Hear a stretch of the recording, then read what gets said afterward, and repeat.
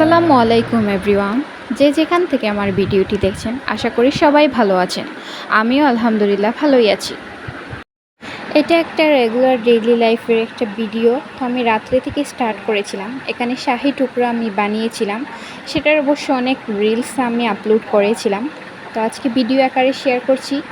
তারপর যেদিনকে আমি এখানে দেখিয়েছিলেন জাতীয় প্রতীক, এটা আমি এঁকে দেওয়ার চেষ্টা করছিলাম আমি আমার মতো করে। তারপর ওর টিফিন বক্সটা ধুয়ে রাখলাম।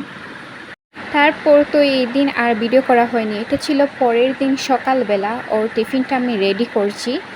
তো টিফিনে আমি ফ্রায়েড রাইস দিয়েছিলাম, আর ওই যে রাতে বানিয়ে রেখেছিলাম শাহি টুকরা, ওইটারই অর্ধেক দিয়ে দিলাম। ও টিফিন কোনো দিনই একেবারে শেষ করে না, কিছু তো থাকেই। তো আমি টিফিনটা দিয়ে ওর ব্যাগটা ভালো করে গুছিয়ে দিলাম। ভিডিওটা দেখে আমার একটু হাসি পাচ্ছে। এখন দেখবেন যেদিন এক দৌড় দেবে, আমি যাতে ভিডিও করতে না পারি সেজন্য ও একটা দৌড়ে চলে গিয়েছিল, সাথে চাবিটাও নিয়ে গিয়েছিল। পরে অবশ্য আমাকে চাবিটা দিয়ে দেয়। তো আমি এখানে দাঁড়িয়ে দেখছিলাম যে ও চলে যাচ্ছে।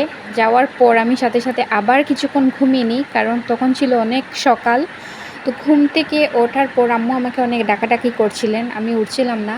তারপর আম্মু চলে গিয়েছিলেন চা বানিয়ে, উনি খেয়ে চলে গিয়েছিলেন বাজারে। উনি আমের আচার একবার দিয়েছেন, আবারও আমের আচার দেওয়ার জন্য। তো অনেক বাজার এনেছেন, আমি নাস্তা করে এগুলা দেখলাম। তারপর এখানে দেখলাম অনেক বড় একটা তরমুজ নিয়ে এসেছেন, আরও অনেক গাজর, অনেক কিছু নিয়ে এসেছিলেন। তো এগুলো আমি আস্তে আস্তে করে গুছিয়েছিলাম নাস্তা টাস্তা করে। আজকে আম্মুর রান্নাবান্না ছিল না, তাই আজকে অনেকগুলা কাজ করবেন বলে রেডি করে রেখেছেন। ফ্রোজেন আইটেম করবেন, আচার দিবেন, অনেক ধরনের ভর্তা বানাবেন। তো সেগুলাই দেখতে থাকুন আপনারা। এখানে দেখুন আমি গাজরগুলা কিছুটা কিউব করে কেটেছি, আর কিছুটা গ্রেট করে এগুলো ফ্রোজেন করে রাখবো। আর এখানে তরমুজ খেয়েছিলাম, কিন্তু কুসাতে যে তরমুজগুলো রয়েছে এগুলো কিন্তু আমি ফেলে দিব না, এগুলো একটা কাজে লাগাবো। যে তরমুজগুলো ছিল ওগুলো আমি চামচের সাহায্যে উঠিয়ে রাখলাম। আবার কিছু শসা স্লাইস করে কেটে রাখলাম। এখন কিছুটা শসা আগে ব্লেন্ডার করে নিব, তারপর তরমুজগুলো ব্লেন্ড করে নিব কিছুটা পানি দিয়ে। এই তো কথা বলতে বলতে ব্লেন্ড করা শেষ। কালার কি সুন্দর লাগছে, তাই না? এবার এগুলো আমি আইস কিউব বানাবো। তো এগুলো আমি আইস কিউবের ওইটাতে ভরে নিয়েছি। এগুলো আমি এখন ফ্রিজে রেখে দিব।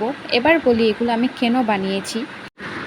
শসা বা তরমুজ খাওয়া যেমন আমাদের শরীরের জন্য খুবই উপকারী, তেমনি আমাদের স্কিনের জন্য খুবই উপকারী। শসার এই কিউব বা তরমুজের এই কিউবগুলা যখন রোদে পুড়ে আমাদের স্কিনগুলো ট্যান হয়ে যায়, বা রোদে পড়লে দেখা যায় যে একটা ছোপ ছোপ দাগ পড়ে, সেই জায়গাতেই যদি আমরা এই বরফের টুকরাগুলো দিয়ে র্যাপ করি বা ঘষে কিছুক্ষণ 5-10 মিনিট রেখে তারপর ফেসটা ওয়াশ করে ফেলি, তাহলে দেখা যাবে যে আস্তে আস্তে করে ওই পুরা মানে রোদের যে ট্যানটা সেটা চলে যাবে। তো কথা বলতে বলতে এখানে দেখিয়ে দিলাম আম্মু 2-3 ধরনের ভর্তা বানিয়েছেন। মাছের ভর্তা, শুটকির ভর্তা। আমি অনেকগুলো পেঁয়াজ আম্মুকে কেটে দিয়েছি। তারপর এখানে একটা আইসক্রিম খেয়ে আমি শাওয়ার নিয়ে জোহরের নামাজ পড়ে খাওয়া দাওয়া শেষ করে বিকেলে এখানে এসে দাঁড়িয়েছিলাম। অনেক সুন্দর ঠান্ডা ঠান্ডা বাতাস দিচ্ছিল, অনেক বেশি ভালো লাগছিল। তো বাতাসটা কিছুক্ষণই দিয়েছিল, তারপর আবার ঘরে চলে আসলাম। আসার পর এখানে জেরিনের হোম টিউটর এসেছিলেন, তো জেরিন তো পড়তে বসেছে, ওনাদের কিছু নাস্তা দিতে হবে, তো দিলাম। তো নাস্তা দিয়ে আমি আর আম্মু রেডি হয়ে চলে গেলাম বাহিরে। আজকে অনেকগুলো কাজ একসাথে জমিয়ে বের হয়েছি। প্রথমে জেরিনের স্কুলের বেতন দেওয়া হবে, দেন ওয়াইফাইয়ের বিল দেওয়া হবে, তারপর আমার ঔষধ কিনতে হবে, আরও কিছু কেনাকাটা আছে আম্মুর, প্লাস জেরিনের টিফিনের জন্য অনেক কিছু কেনা লাগবে। তো সব বেতন টেতন এগুলো শেষ করে আমরা চলে গিয়েছিলাম স্বপ্নতে। দোকানে গিয়েছিলাম, আমি যেটার জন্য গিয়েছিলাম সেটা পাইনি। তারপর আবার অন্য একটা শপে গেলাম। তো ফাইনালি বনফুলে গিয়েছিলাম, তো সেখানে গিয়ে পেলাম। তো আমরা যা যা দরকার সেগুলো সব কিছু ওখানেই পেয়েছি, তাই কিনে নিয়ে আসলাম।